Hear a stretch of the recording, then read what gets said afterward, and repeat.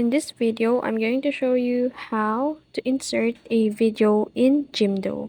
So now navigate the add block button. So in order to click on that, just simply click to any part of your website.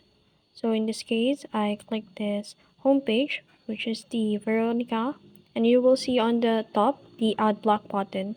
Now click on that, and you will see on the left side the list of blocks that Jimdos have. So in this case, in order to add a video in here, click on the images and then add it to whatever you want it to place. So just simply click the add button, and in order to add a video in here, click any image you want to add a video. So you will see here the video, and then you will need to paste a URL. So to give you all an example, I'm going to search any videos from YouTube.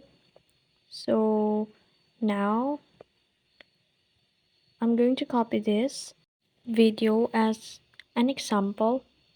Now once you finish copying it, go back to Jimdo and then paste it to the video URL, and that's it.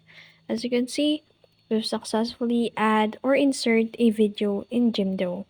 So if you found this video helpful, don't forget to like, share, and subscribe to the YouTube channel.